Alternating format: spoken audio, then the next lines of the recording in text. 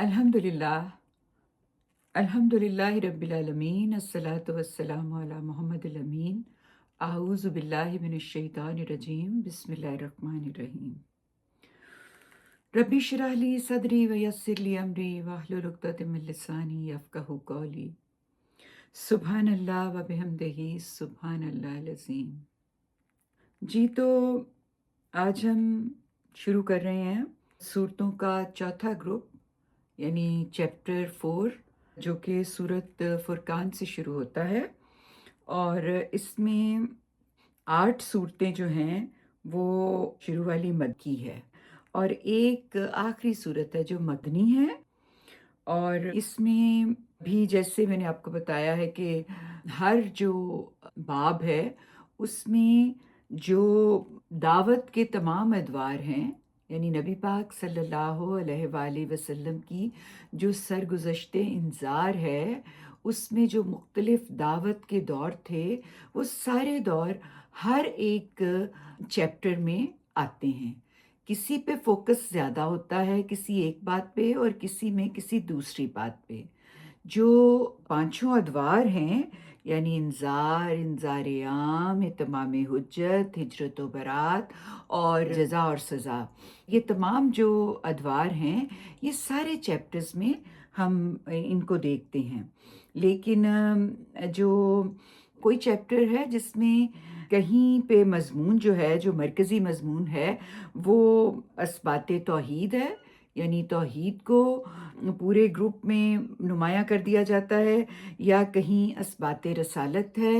کہیں پہ قیامت اور جزا اور سزا ہے، عذاب ہے، اور کہیں پوری مکمل شریعت یا اس کا بیان ہے۔ یعنی ڈفرینٹ قسم کے مضامین ہیں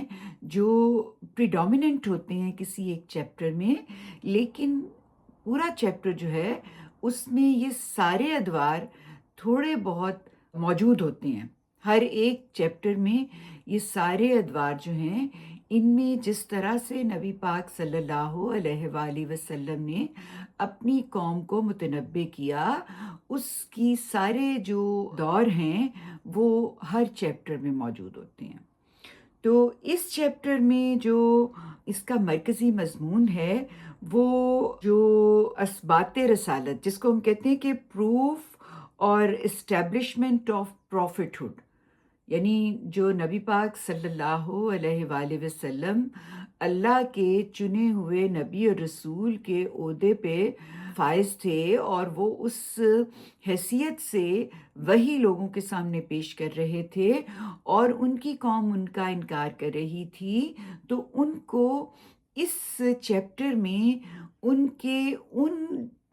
سوالات، ان اعتراضات اور ان معاملات کے حوالے سے توجہ دلائی، متنبع کیا، تنبیہ کی، اور بتایا کہ یہ جو کچھ تم کر رہے ہو یہ ٹھیک نہیں ہے۔ تو اس سارے گروپ کا جو فوکس ہے وہ proof and establishment of profit ہے۔ تو اس کا مطلب کیا ہے؟ یعنی یہ ثابت کرنا ہے کہ نبی پاک صلی اللہ علیہ وآلہ وسلم واقعی اللہ کے نبی ہیں۔ انہوں نے تو اسے ریجیکٹ کر دیا تھا نا، تو اللہ پھر جو ہے وہ کس طرح گواہی دیتے ہیں اور کس طرح اس کو اسٹیبلش کرتے ہیں، وہ اس میں پورے آپ کو چیپٹر میں نظر آئے گا۔ اور پھر اس کے ساتھ یہ بھی کہ وہی جو ہے، یہ جو آ رہی ہے یہ سچی اور صحیح اور اللہ کی طرف سے ہے یہ وحی، اور قرآن جو ہے یہ اللہ کا کلام ہے، اور اس کلام کی اطاعت رسول پاک صلی اللہ علیہ وآلہ وسلم کی اطاعت لازم ہے۔ یہ تمام جو مباحث ہیں یہ مختلف صورتوں میں مختلف انداز میں آتے ہیں، لیکن ایک ہی محور ہے ان سب کا۔ کیا محور ہے؟ کہ اثبات رسالت، کہ نبی پاک صلی اللہ علیہ وآلہ وسلم جو ہے وہ اللہ کے رسول ہیں، اور ان جو وحی وہ لے کے آ رہے ہیں وہ سچی وحی ہے اور اس کو ماننا ہے۔ تو آپ اس کو ایک مثال سے بھی سمجھ سکتے ہیں کہ جیسے ہم یہ کہہ سکتے ہیں کہ پورا قرآن جو ہے نا، وہ اگر آپ لیں کہ وہ ایک عمارت ہے، اور اس میں ہر گروپ جو ہے نا اس کو آپ ایک فلور سمجھیں، اور ہر فلور کا ایک سینٹرل اس کا ستون ہے جس پہ وہ فلور جو ہے وہ کھڑا ہے۔ تو اس کے ارد گرد سارے جو کمرے اور دیواریں ہیں وہ اس زیتون کے ارد گرد بنی ہوئی ہیں. تو اس گروپ میں وہ جو زیتون ہے جس کے ارد گرد یہ ساری دیواریں اور کمرے بنے ہوئے ہیں وہ اسبات رسالت ہے. تو اس جو چیپٹر میں ہر سورت جو ہے وہ کسی نہ کسی زاویے سے نبی پاک صلی اللہ علیہ وآلہ وسلم کی صداقت اور جو ان کی مخالفت ہو رہی ہے اور اس کے حوالے سے جو دلائل ہیں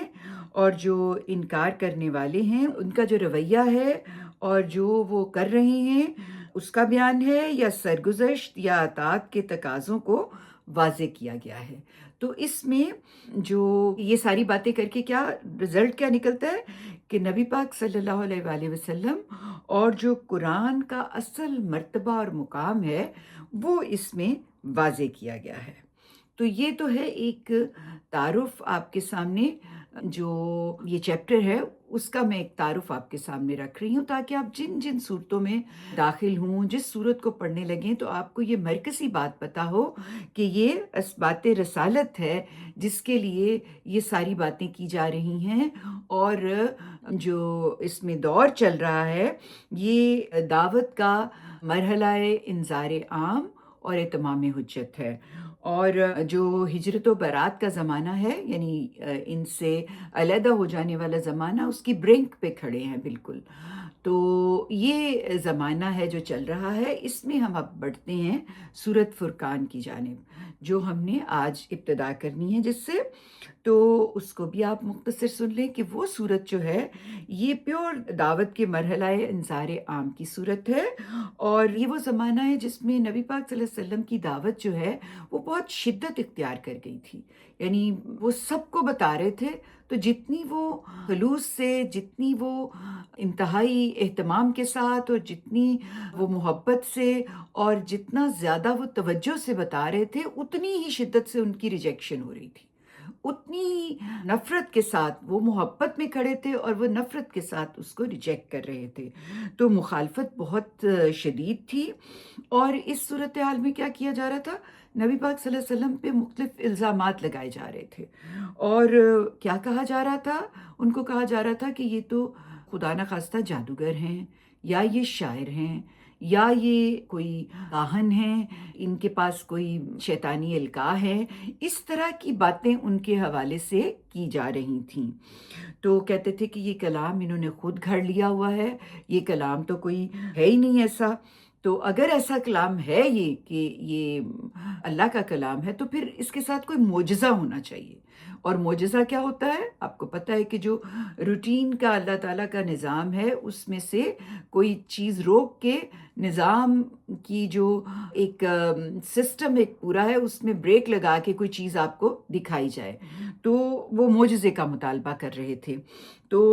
کہہ رہے تھے کہ سوال یہ پیش کر رہے تھے کہ کیا نبی پاک صلی اللہ علیہ وسلم واقعی اللہ کے رسول ہیں. یہ بات جو ہے یہ چل رہی تھی. تو قرآن جو ہے وہ اس کا جواب مختلف زاویوں سے دے رہا ہے.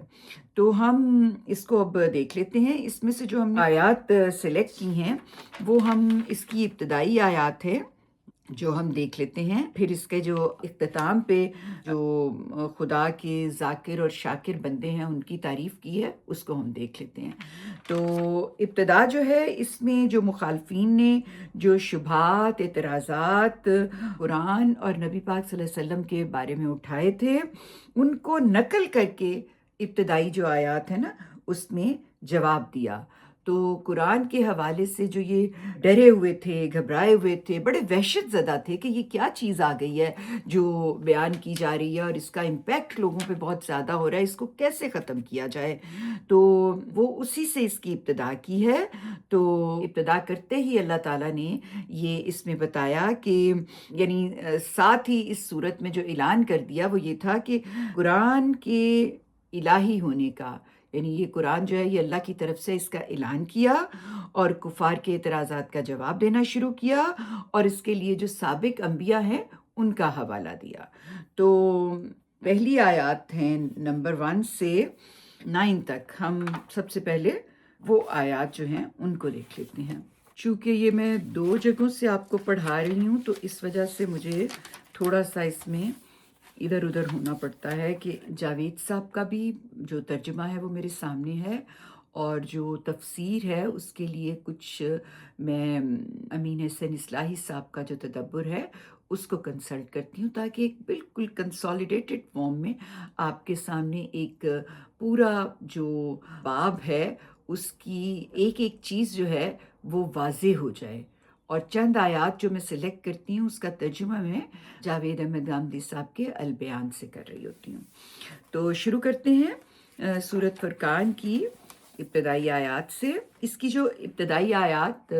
آیت نمبر 1 سے 9 تک ہے، وہ میں نے آپ کو بتایا ہے کہ یہ قرآن کا نزول جو سب سے بڑی برکت تھی ہمارے لیے اور اس زمانے کے لوگوں کے لیے جن کے اوپر کبھی کوئی خدا کی طرف سے وحی لے کے کوئی پیغمبر ان کے درمیان نہیں آیا تھا، تو اللہ تعالیٰ نے ابتدائی جو آیات ہیں اس نے بتایا کہ قرآن کا نزول سب سے بڑی برکت والی ہستی کی طرف سے سب سے بڑی برکت اور رحمت کا نزول ہے، لیکن توحید اور قیامت کے منکرین اس کو کوئی افطرا اور سازش قرار دے رہے تھے۔ ان باتوں کا حوالہ جو مخالفین نبی پاک صلی اللہ علیہ وسلم کو اور قرآن سے لوگوں کو برگشتہ کرنے کے لیے، بدگمان کرنے کے لیے لوگوں کے درمیان پھیلا رہے تھے، اس کی نفی کی گئی ہے آیت 1 سے 9 تک۔ لیکن میں آگے چل کے آیت 9 سے آگے پڑھتی ہوں کیونکہ یہ مضمون آپ نے کافی جگہوں پہ پڑھا ہے۔ میں اگلی آیات آپ کے سامنے رکھتی ہوں۔ بسم اللہ الرحمن الرحیم۔ بہت بزرگ، بہت فیض رساں ہے وہ ذات جو اگر چاہے تو تمہیں اس سے کہیں بہتر چیزیں بخش دے، ایسے باغ جن کے نیچے نہریں بہ رہی ہوں اور ان میں تمہارے لیے محل بنوا دے۔ نہیں، یہ بات نہیں، بلکہ انہوں نے قیامت کو جھٹلا دیا ہے، اور جو قیامت کو جھٹلا دیں ان کے لیے ہم نے دوزخ تیار کر رکھی ہے۔ وہ جب ان کو دور ہی سے دیکھے گی تو دیکھتے ہی پھر جائے گی، اور یہ اس کا پھرنا اور دھاڑنا سنیں گے، اور جب اس کی کسی تنگ جگہ میں باندھ کر ڈال دیے جائیں گے تو اس وقت موت کو پکاریں گے۔ آج ایک ہی موت کو نہیں، بہت سی موتوں کو پکارو۔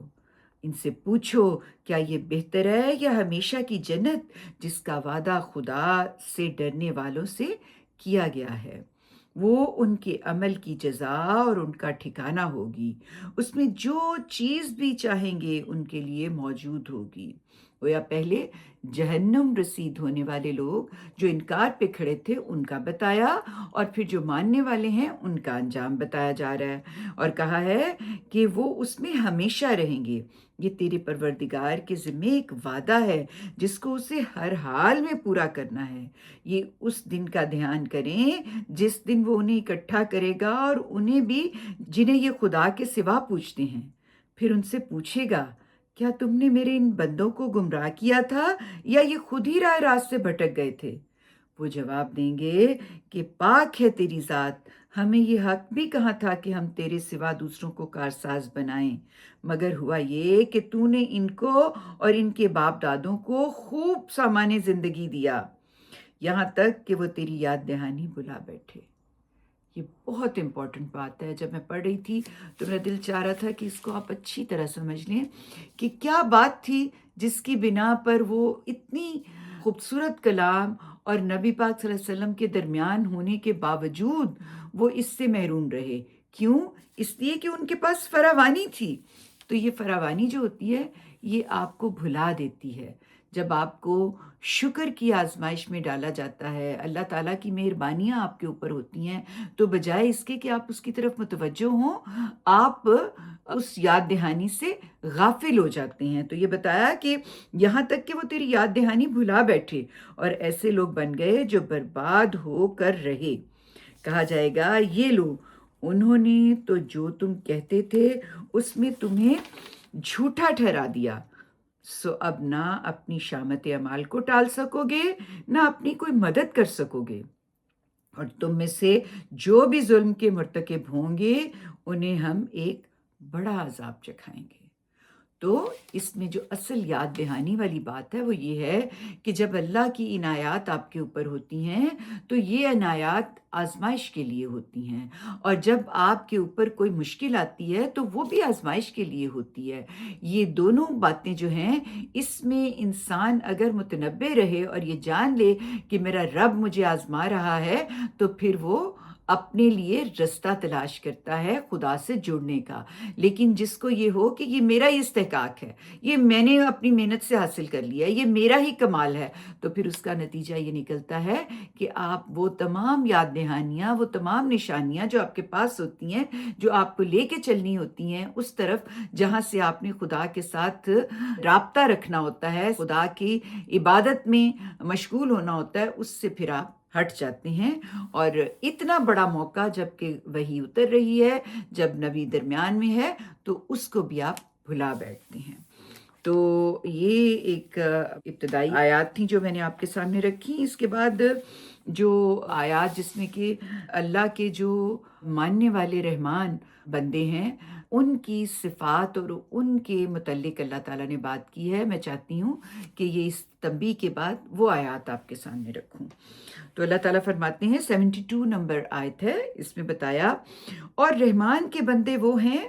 جو کسی باطل میں شریک نہیں ہوتے، اور جب کسی بیہودہ چیز پر ان کا گزر ہوتا ہے تو وقار کے ساتھ گزر جاتے ہیں۔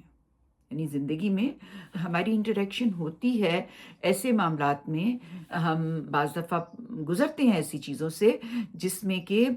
ہمیں پتہ چل رہا ہوتا ہے کہ یہ ساری کی ساری خبائث ہیں، یہ سارے جو ہیں یہ ڈی ٹریک کرنے والی جگہ ہیں۔ تو اگر آپ نے اپنے آپ کو اللہ کے سپرد کیا ہوا ہے اور اس کی بندگی جو ہے اس کو اپنایا ہوا ہے، تو پھر کیا ہوتا ہے کہ وہ ان معاملات میں آپ کے لیے اللہ تعالیٰ رستہ بناتا ہے اور آپ وقار سے وہاں سے گزر جاتے ہیں۔ اور ایسے ہیں کہ انہیں جب ان کے پروردگار کی آیتوں کے ذریعے سے یاد دہانی کی جاتی ہے تو ان پر اوندے اور بہرے ہو کر نہیں گرتے، یعنی ان پہ غور کرتے ہیں۔ انسان کا جو بہترین شرف ہے نا، وہ یہی ہے کہ وہ چیزوں کو ایسے نہیں ہے کہ بے تکے طریقے سے اس کے سامنے لیٹ جائے یا بے تکے طریقے سے اس سے اعراض کرے، بلکہ انسانی شرف یہ ہے کہ اللہ نے اس کو جو عقل دی کے بھیجی ہے اس عقل کو استعمال کرے اور اس عقل کے ساتھ غور کر کے اس سے فائدہ اٹھائے۔ اور پھر فرمایا، اور جو کہتے ہیں کہ اے ہمارے پروردگار، ہمیں اپنی بیویوں اور ہماری اولاد کی طرف سے آنکھوں کی ٹھنڈک عطا فرما، اور ہمارے ان اہل و عیال میں ہم کو پرہیزگاروں کا امام بنا۔ یہ بہت ہی پیاری دعا ہے اپنے لیے اور اپنے اہل و عیال کے لیے۔ یہی ہیں جن کو ان کی ثابت قدمی کے صلے میں بہشت کے بالا خانے ملیں گے، اور وہاں آداب اور تسلیمات کے ساتھ ان کا استقبال کیا جائے گا۔ وہ ان میں ہمیشہ رہیں گے۔ کیا ہی اچھا ٹھکانہ ہے اور کیا ہی اچھا مقام ہے۔ ان سے کہہ دو اے پیغمبر کہ اگر یہ پیش نظر نہ ہوتا کہ تمہیں اس مقام کی دعوت دی جائے تو میرے پروردگار کو تمہاری کیا پرواہ ہے۔ وہ تو بے نیاز ہے، وہ تو انسانوں کے لیے یہ سارا کچھ جو اللہ تعالیٰ کی مخلوق ہے ان کی بہتری کے لیے یہ سارا سامان کر رہا ہے۔ سو تم نے جھٹلا دیا ہے تو جس کی وعید تمہیں سنائی جا رہی ہے، جس کی وعید تمہیں سنائی گئی ہے، وہ چیز اب ان قریب ہو کے رہے گی، اس طرح کہ جان چھڑانی مشکل ہو جائے گی۔ یہ سورت فرقان کی آیات تھیں جس کو ہم نے پڑھا۔ تو اب ہم اگلی سورت کی طرف چلتے ہیں، سورت شعراء کی طرف۔ یہ بھی مکی سورت ہے اور یہ سورت فرقان کا جوڑا سورت ہے۔ اور جوڑا سورت کا آپ ذہن میں رکھیں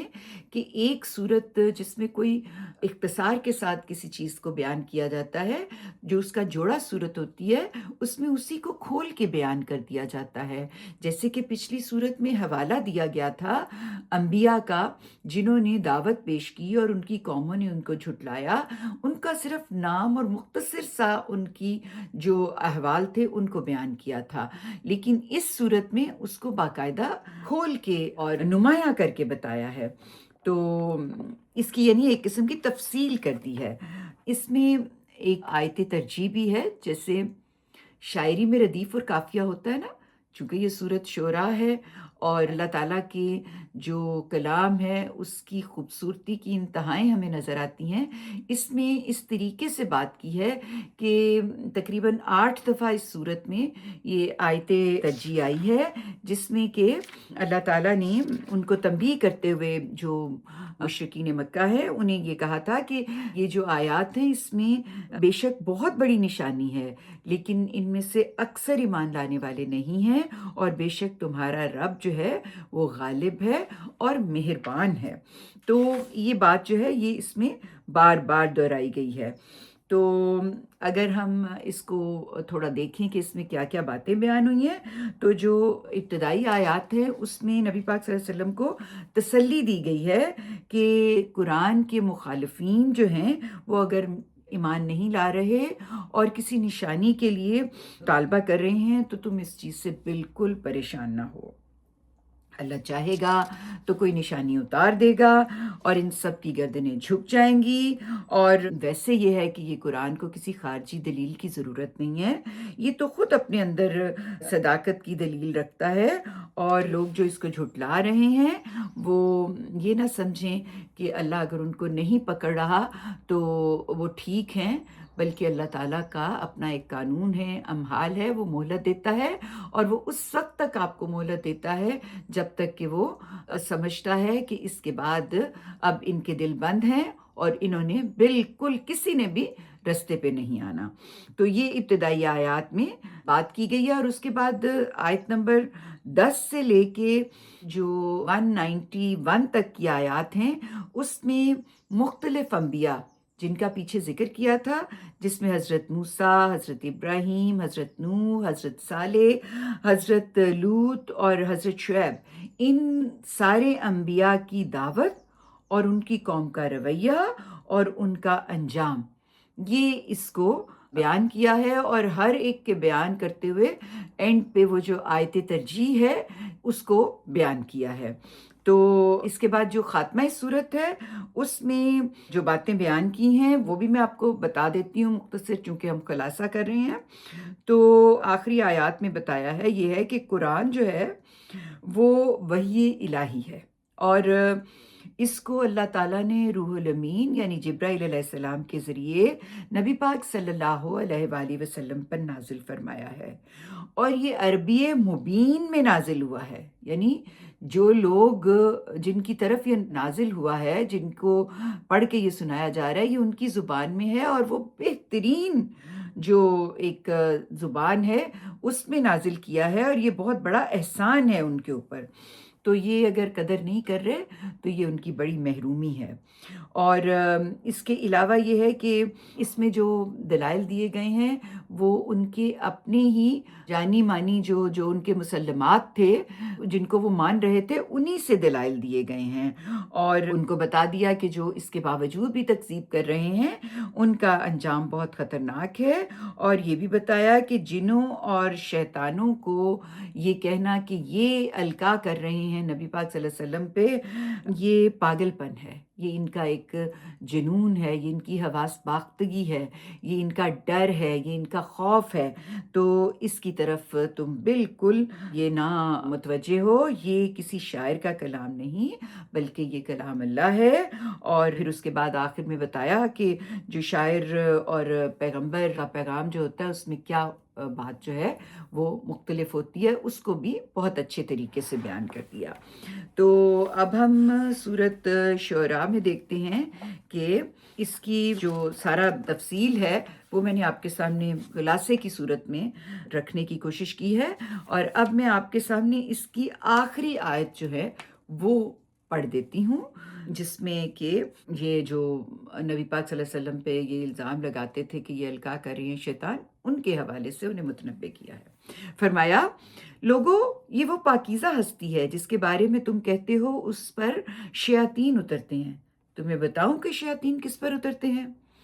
وہ ہر لپاٹیے بدکار پر اترتے ہیں، وہ ان کی طرف کان لگاتے ہیں کہ غیب سے کچھ سن رہے ہیں، مگر ان میں سے اکثر جھوٹے ہوتے ہیں، اور کہتے ہو کہ وہ بھی گویا ایک شاعر ہے، جبکہ شاعروں کے پیچھے تو بہکے ہوئے لوگ چلا کرتے ہیں۔ کیا دیکھتے نہیں ہو کہ وہ ہر وادی میں بھٹکتے ہیں اور ایسی باتیں کہتے ہیں جو کرتے نہیں ہیں؟ اس سے وہی مستثنا ہیں جو ایمان لائے اور جنہوں نے نیک عمل کیے اور اللہ کو بہت یاد کیا اور اسی وقت بدلہ لیا جب ان پر ظلم کیا گیا، اور یہ ظلم کرنے والے انہیں جلد معلوم ہو جائے گا کہ ان کا ٹھکانہ کیا ہوتا ہے۔ تو اللہ تعالیٰ نے اس میں اپنے نبی کی گواہی دی اور قرآن کی حقانیت اور نبی پاک صلی اللہ علیہ وسلم جو ہیں ان کو ان کے الزامات سے مبرہ قرار دیا۔ اب ہم اگلی صورت کی طرف چلتے ہیں جو کہ صورت نمل ہے، جس کا مطلب ہے چونٹی۔ اور یہ صورت جو ہے یہ جیسے پچھلی صورت میں تو قرآن کوئی شاعری یا کہانت نہیں بلکہ کلام اللہ ہے، اس کو بتایا گیا تھا، اور جو وہ مذاق اڑا رہے تھے اور جو وہ مطالبے کر رہے تھے ان سب کا جواب دیا تھا۔ اس صورت میں یہ بتایا گیا ہے کہ یہ کتاب جو ہے یہ اللہ تعالیٰ نے ہدایت اور بشارت بنا کے بھیجی ہے، لیکن اس پر ایمان وہی لائیں گے جن کے دلوں کے اندر آخرت کا خوف ہے۔ جو لوگ اس دنیا کے عیش اور آرام میں مگن نہیں ہیں بلکہ ان مشاغل سے دستبردار ہو کے اپنی عقل کو استعمال کر کے وہاں تک پہنچنا چاہتے ہیں جہاں سے کہ ان کو یہ رہنمائی حاصل ہو سکے۔ اور اس میں بتایا ہے کہ جو یہ نہیں کرتے، جو اپنی عیش و آرام میں مگن ہیں اور ان مشاغل سے دستبردار نہیں ہو رہے، پھر ان کے اعمال ان کی نگاہوں میں اس طرح سے کھبا دیے جاتے ہیں کہ پھر ان پر کوئی تذکیر، کوئی تنبیہ، کوئی یاد دہانی اثر انداز نہیں ہوتی۔ تو یہ پھر اپنا دل جو ہے یہ بند کر لیتے ہیں، ان کا دل جو ہے اس پہ مہر لگ جاتی ہے۔ تو اس صورت میں جو اللہ تعالیٰ نے اپنی صفات جن کو بیان کیا ہے وہ علیم اور حکیم کی صفات ہیں، جس کو بتا کے تو انکریج کیا ہے کہ تم نے جو آنکھیں بند کی ہوئی ہیں تو تم جو حکیم اور علیم ہستی ہے اس سے آنکھیں بند کر کے کھڑے ہو۔ پیچھے جو صورت ہم نے صورت شعراء دیکھی تھی اس میں اللہ تعالیٰ نے اپنے عزیز اور رحیم ہونے کی صفات جو ہیں ان کو بیان کیا تھا، تو اس میں حکیم اور علیم ہونے کی جو صفات ہیں وہ بیان کی ہیں، اور اس سے نبی پاک صلی اللہ علیہ وسلم اور ان کے ساتھی جو ایمان لائے ہیں ان کو اس بات کی طرف متوجہ کیا ہے کہ وہ علیم اور حکیم ہستی جو ہے اس کے اختیار میں سب کچھ ہے۔ تو تمہیں اس پہ یقین ہونا چاہیے کہ وہ تمہیں اچھے انجام سے ہمکنار کرے گا، اور جو نہیں مان رہے ان کو بھی اس حکیم اور علیم کا پتہ ہونا چاہیے کہ پھر وہ اپنے علم اور حکمت سے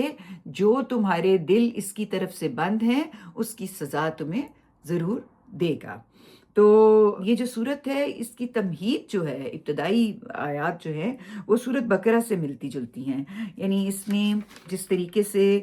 واضح کیا ہے کہ یہ قرآن بجائے خود نہایت واضح اور عقل اور دل کو اپیل کرنے والی کتاب ہے، لیکن اس پہ ایمان وہی لائیں گے جو آخرت کو مانتے ہیں، جو جواب دہی کے احساس پہ کھڑے ہیں، جن کو پتہ ہے کہ اکاؤنٹیبلٹی ایک چیز ہے، جو میں کر رہا ہوں اس کو لیے میں جواب دہ ہوں۔ تو جن کی دلچسپیاں محض اسی دنیا تک ہیں اور جو شیطان کے نرخے میں پھنسے ہوئے ہیں اور اس میں سے نہیں نکلنا چاہ رہے، پھر وہ اس زندگی میں ہی کھبے ہوئے ہیں اور ان کا انجام خطرناک ہے، اس طریقے سے بتایا ہے۔ اور پھر اس کے بعد جو آگے آیت 7 کے بعد آیت 7 تک تو اس کا ایک انٹروڈکشن دیا ہے نا، تو آیت 7 سے آگے پھر جب ہم چلتے ہیں تو پھر حضرت موسیٰ کی سرگزشت کا ایک ابتدائی حصہ بیان کیا ہے کہ یہ بہت سبق آموز ہے ان کا حصہ، جس میں کہ ان پہ مشکلیں آئیں اور پھر ان پہ اللہ تعالیٰ کی وحی آئی اور پھر وہ واپس فرعون کی طرف گئے۔ تو یہ ایک ایسا سبق آموز بیان ہے ان کی زندگی کا، جس سے کہ نبی پاک صلی اللہ علیہ وسلم جس دور سے گزر رہے تھے ان کو اس میں انکریجمنٹ ہوئی کہ اللہ تعالیٰ کی مدد کس طرح آتی ہے اور مشکلات جو ہیں اس میں سے اللہ تعالیٰ کیسے نکالتا ہے۔ تو یہ حضرت موسیٰ کی سرگزشت بتا کے نبی پاک صلی اللہ علیہ وسلم کو تسلی دی، اور اس کے بعد آیت 15 سے آیت 44 تک شکر گزاری کے لیے حضرت داؤد اور حضرت سلیمان علیہ السلام جو ہیں ان کی جس طرح سے بیہیویئر تھا، یعنی ان کو اللہ تعالیٰ نے بادشاہت عطا فرمائی، ان کو اللہ تعالیٰ نے چنا، یعنی صرف پیغمبر نہیں بنایا، ان کو بادشاہت دی دنیا کی، اور بہت سارا نعمت، جاہو، حکمت، بہت کچھ انہیں بخشا تھا۔ تو انہوں نے ہر نعمت جو ہے اس کو پانے کے بعد اسے خدا کا فضل قرار دیا، اور ہمیشہ کہا کہ یہ جتنے بھی اللہ تعالیٰ کے انعامات ہیں یہ اس کا فضل ہے، اس کی طرف سے ہیں، اس کی رحمت ہے، اور وہ ہمیشہ ہر رحمت کے بعد اس کے قریب مزید ہوئے، اس سے مزید جڑے، تو مزید شکر گزار بندے بنے۔ تو یہ بھی ایک چیز تھی، ایک بات تھی، ایک ایسی سرگزشت تھی جس کو سنا کے نبی پاک صلی اللہ علیہ وسلم کو بتایا کہ اللہ کے شکر گزار انبیاء جن کو بڑی شان و شوکت بھی ملی تھی، ان کا رویہ شکر گزاری میں کیا تھا۔ اس سے بھی ایک نصیحت ملتی ہے ان لوگوں کو جو ایمان لے کے آئے ہیں، اور نبی پاک صلی اللہ علیہ وسلم کو جن کے اوپر اللہ تعالیٰ کی خصوصی کرم ہو رہا تھا، جس کو لوگ ماننے کے لیے تیار نہیں ہو رہے تھے۔ پھر اس کے بعد اگلی آیات جو ہیں اس میں وہ قومیں جن کے پاس پیغمبر آئے لیکن اس کے باوجود وہ فساد فی الارض میں ہی مبتلا رہے، وہ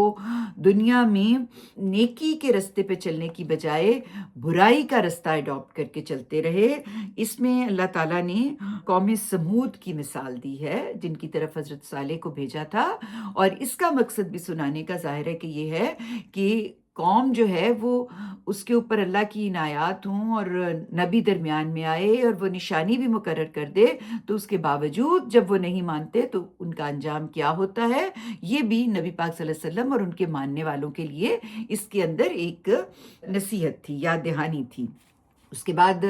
آگے قوم لوط کی سرگزشت سنائی ہے، اور جس طرح کا اخلاقی فساد ان کے اندر تھا اس کو بیان کر کے تو یہ بتا دیا کہ جو لوگ اللہ کے رسولوں کی بات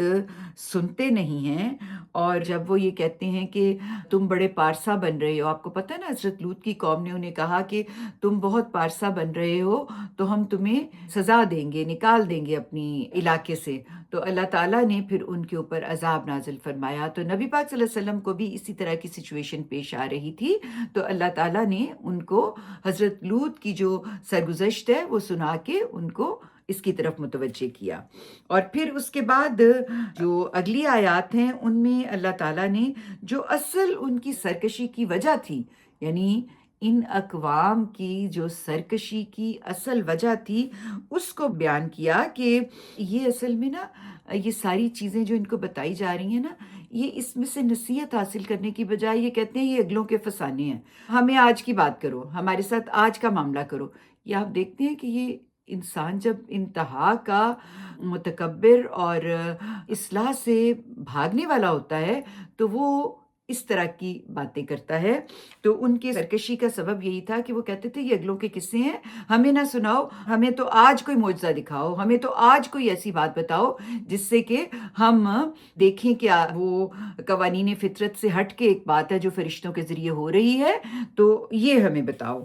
تو پھر جو خاتمہ ہے اس صورت کا اس میں نبی پاک صلی اللہ علیہ وسلم کو تسلی دی اور ان سے کہا کہ غم نہ کرو،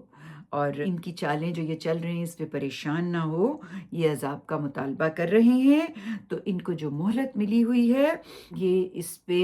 متوجہ نہیں ہو رہے، تو تم اپنی شکر گزاری میں کوئی کمی نہ کرو، اللہ کا شکر کرتے رہو، اپنا فرض نبھاتے رہو، اور یہ نہیں سنتے تو کوئی بات نہیں، تم اعلان کر دو کہ مجھے اسی قرآن کو سنانے کی ہدایت دی گئی ہے، جو اس میں ایمان لائے گا اس کو اس کا نفع ملے گا، اور جو نہیں لائے گا تو پھر میں تو ایک منذر ہوں جو ڈرانے والا اور